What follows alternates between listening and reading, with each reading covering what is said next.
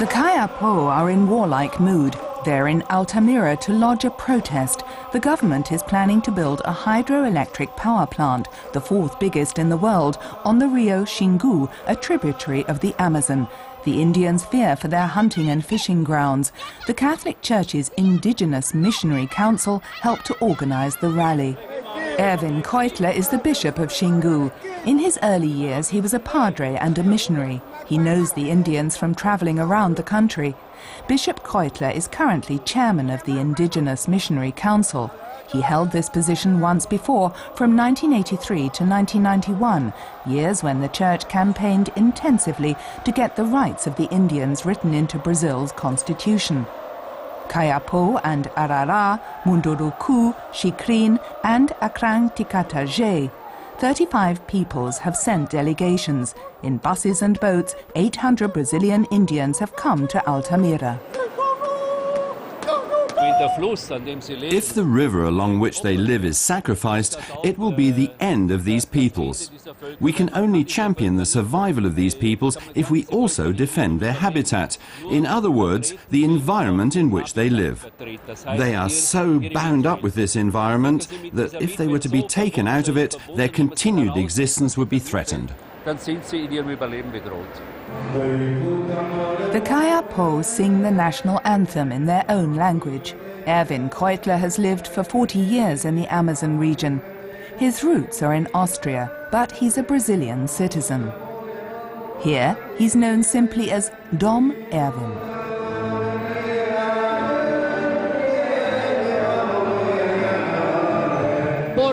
Why do they want to build the dams, and how many of them will there be in the end? Dom Erwin speaks for the poor, and for him that includes the Indians.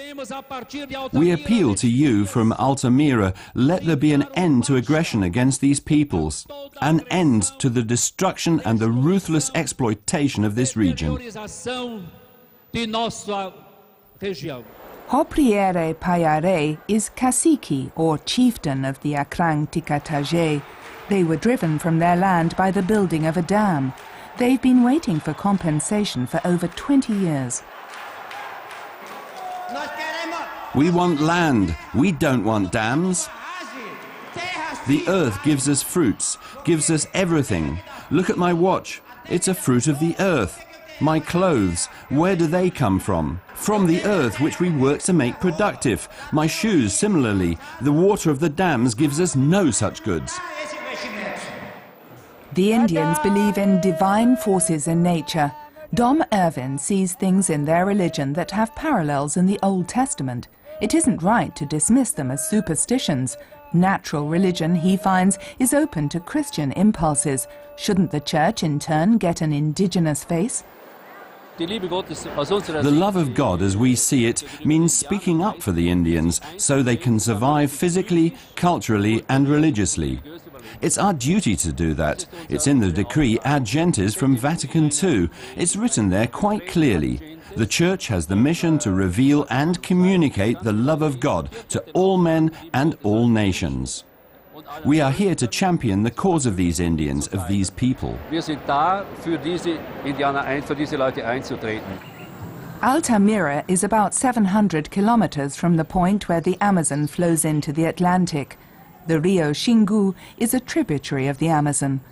The ocean tides make themselves felt right back here, so vast are the masses of water.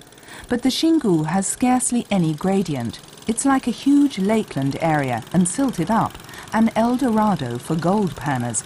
Dom Erwin doesn't want a romantic Indian Amazon without progress. What he's advocating is development that is environmentally sound. That the people here want their comforts like everywhere else in the world is nothing new. Everyone wants to live decently and have what is their due. But that has not a lot to do with the actual destruction and exploitation of the Amazon. People here can live a decent life without the Amazon being destroyed to achieve it. It's a scientific fact that one dam is not going to be enough to keep all the turbines operating all the year round. So there'll be 4 months when this potential can't be used because the Xingu just doesn't have enough water.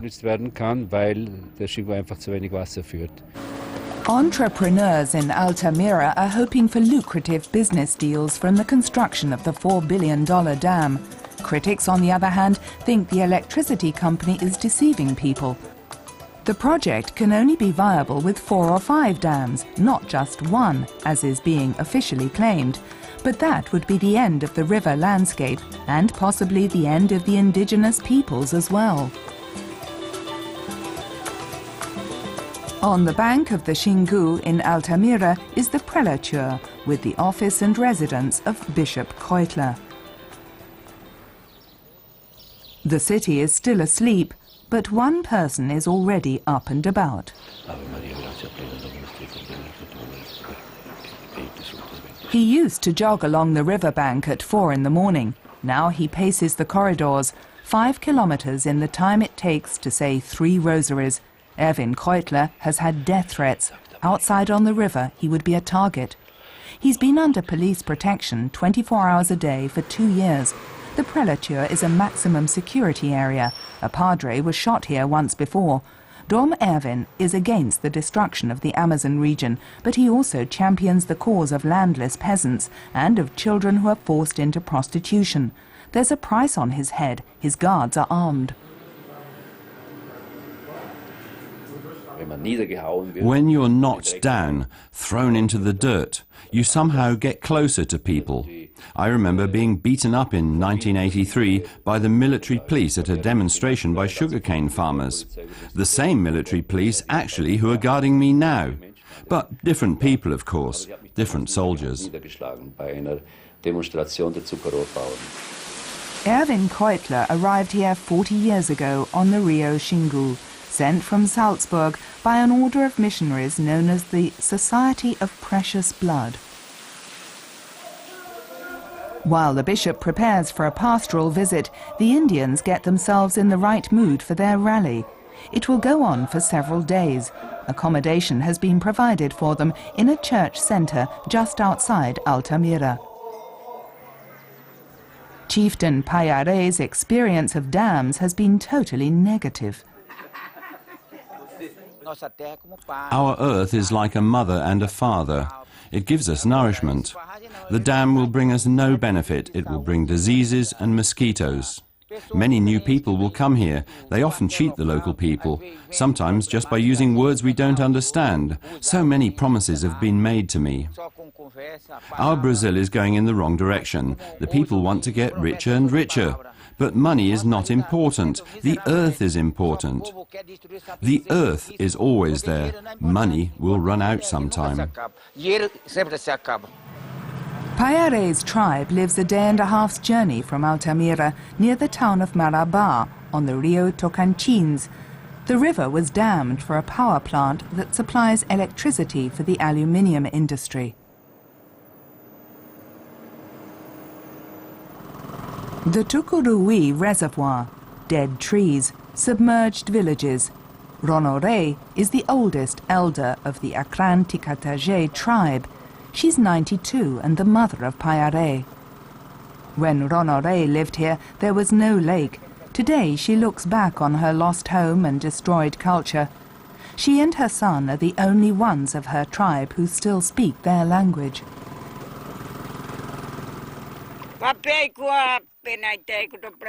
There was no water here then. There was only land. We all lived here happy and contented. I would never have dreamed of leaving here. When I look at this flooding, it is painful for me. We wanted for nothing then. Now we have to share a reservation with other groups who don't get along. The dam brought us nothing but harm. Our culture has virtually disappeared. We were driven away, resettled against our will. We live now in the Mai Maria reservation, but it isn't our land, it's just leased to us. The Electra Norte company was supported in its actions by the military dictatorship in the 70s. They came armed, they pointed their guns at us and had revolvers in their belts. The Tukurui Reservoir destroyed the land that was their original settlement. Ronore curses under her breath when she sees how rapidly the forest is disappearing.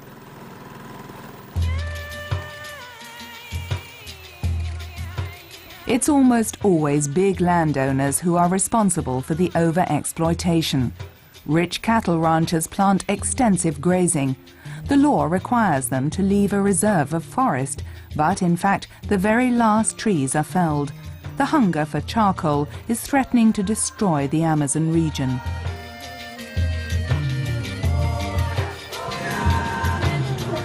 Lorries come day and night loaded high with charcoal. The iron foundries around Marabá need fuel. It isn't ecological, but burning charcoal doesn't make economic sense either. It brings high prices in world markets and is much too expensive to be used in the production of iron. Without the exploitation of man and nature, it would hardly be worthwhile. Brazil has rich reserves of coal, but the transport is long and costly. For this reason, vast eucalyptus forests are being planted in the Amazon region to supply wood for the iron foundries. These monocultures exhaust the soil, and the ruthless exploitation of valuable tropical woods continues anyway. What we're experiencing here is capitalism run wild, a neoliberal system that has really run riot and produced cancer-like growths. I just can't look on and watch so very many people just fall through the net. People who are not just counted as poor, but as excluded from this feast of life. It even goes so far that they are described as superfluous. These people are like disposable items. If someone is not productive here, and for the economic experts that means the Indians aren't, and the old and the children, if people are not productive, they lose the right to live.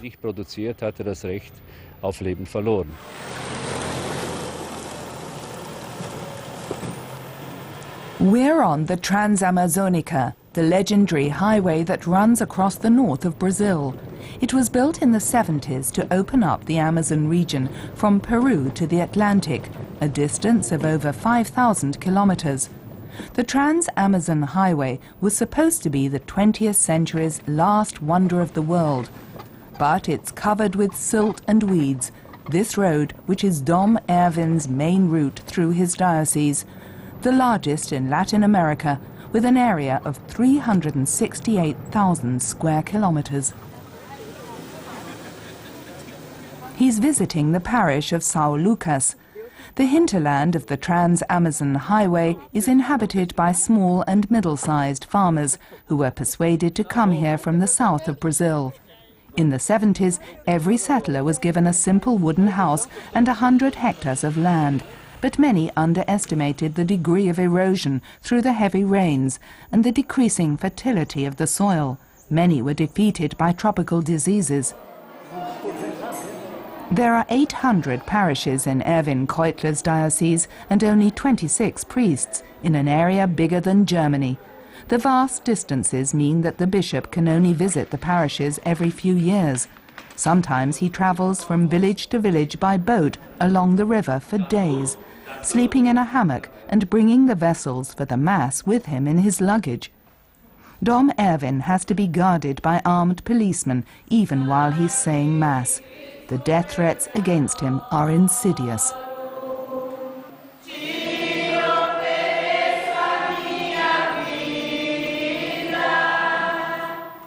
The murder of 76-year-old Dorothy Stang, a nun from his diocese, hit the headlines. She was shot 3 years ago for championing the cause of landless peasants and campaigning against the uncontrolled clearing of the rainforest. Her assassin was convicted, but the men behind the murder are already free again. After Mass, there's time to talk. A teacher wants to know what's the story with the death threats against her bishop. As your bishop, I've dealt with this business. I've demanded that arrangements be made for my protection and that the case of Sister Dorothy be investigated. But investigated for me doesn't mean locking up this or that character briefly. I want a thorough investigation. Who are the people that hired the killer? Who were the real assassins? When the bishop comes, the parish celebrates. Erwin Kräutler has lived in the Amazon region for 43 years, and he's been a bishop for over 25 of them. He preaches in parables and in simple language. Dom Erwin is a liberation theologian, and the foundation for that, he says, is in the Bible. He isn't a Marxist. In Exodus chapter 3, the Lord says, I have seen the affliction of my people. I have heard their cry. I know their sorrows. And I am come down to deliver them out of the hand of the Egyptians.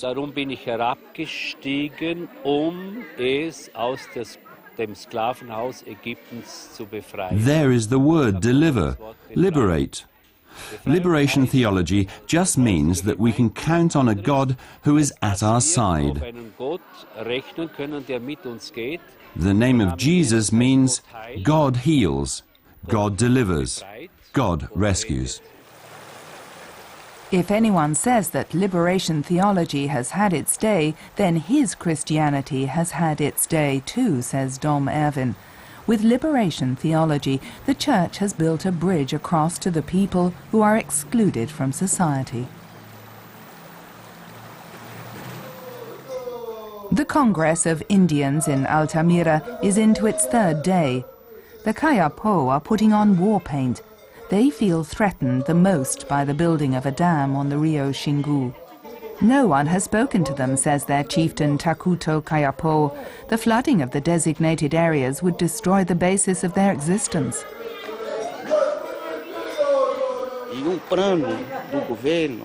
The white man, the government, they take these decisions without us. No one has asked the Kayapo people. That's why we are against it.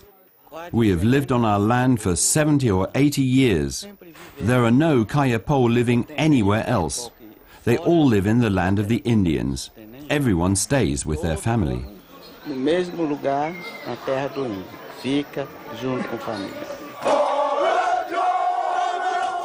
In a clearing in front of the camp, the Kayapo practice their war dance. They want to defend their right to the land in their reservations, which the government granted them, and which is guaranteed them in the Constitution. They march off in formation. The exercise is not mere folklore. In our culture, we use bows and arrows, clubs and spears for hunting and for battle. That is our tradition, so that we do not lose our rights.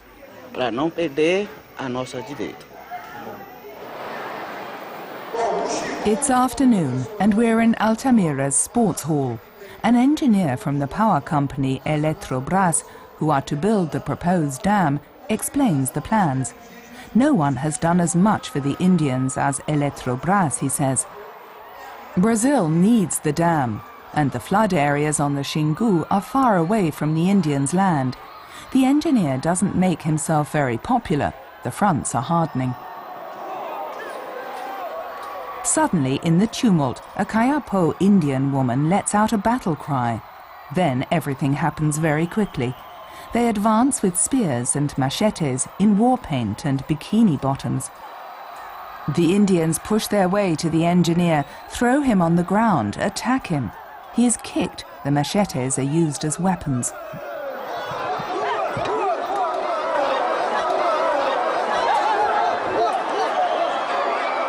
Blood flows. The engineer has a gaping wound, a slash from a machete.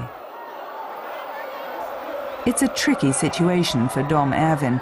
He had appealed at the opening of the Congress for both sides to be heard. Now the situation is out of control.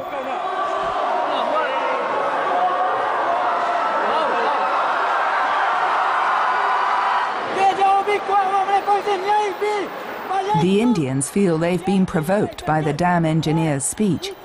A female warrior presents the trophy. His shirt is cut up. A chieftain says there'll be a big war if the government allows the dam to be built.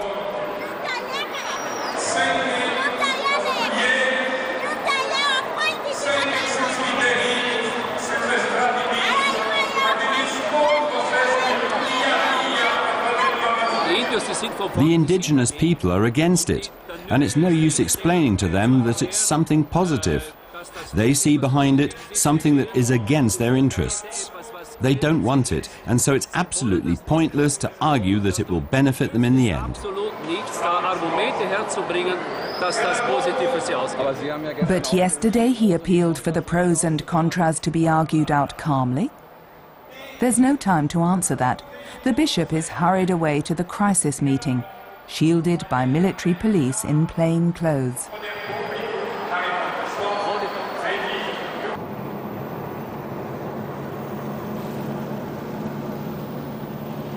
Marcos Reis works for the CIMI, the Indigenous Missionary Council of the Catholic Church. He's on his way to the Akrang Tikataje people to Payare's village.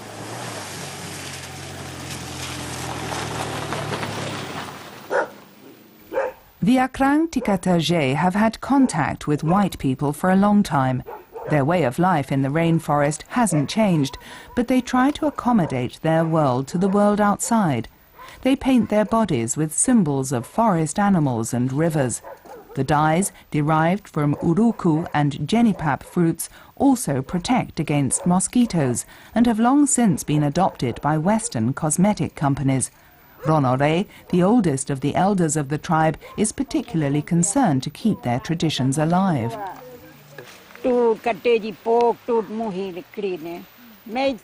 Ronore talks and Payare translates. As a child, she lived in a tribe of several thousand people, but they were decimated by their own doing. One of their chieftains set out to punish the people. He had many of them killed. She was still very young at the time. The chieftain believed in divine inspiration and put his faith in a shaman. They only just escaped extinction. The Akrang Tikataje people don't want aid. They want to work for their families. They've built up a fish farm with several thousand fish, making them self-sufficient in food. Some are sold to keep up the stocks. The remainder after that is given to traders. A sustainable indigenous economy. They can survive on it, says Payare's son, who manages the fish farm. Eating fish is fundamental to our indigenous culture. Fish are important as food and as a symbol at tournaments and festivals. Because the rivers have less and less fish, we are now trying to secure our income with this farm. Their fish economy depends for its survival on whether agro-business leaves them room for it, says Marcos from the Indigenous Missionary Council. The biofuels boom has reached our region too. If you go to the southwest of the state of Pará or to the northwest, not far from here, you can see vast plantations of soya and sugarcane, which are being grown for oil and ethanol. The problem is that the Indian reservations are increasingly surrounded by these estates.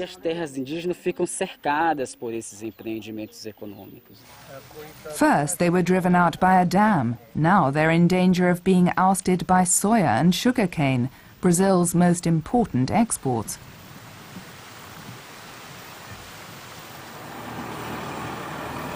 Dom Erwin is back in the hinterland of Altamira on the Trans-Amazon Highway. It's a parish festival, and the bishop is once more surrounded by plainclothes policemen. He's at enormous risk. A judge in Altamira recently had an anonymous phone call threatening death to Bishop Kräutler.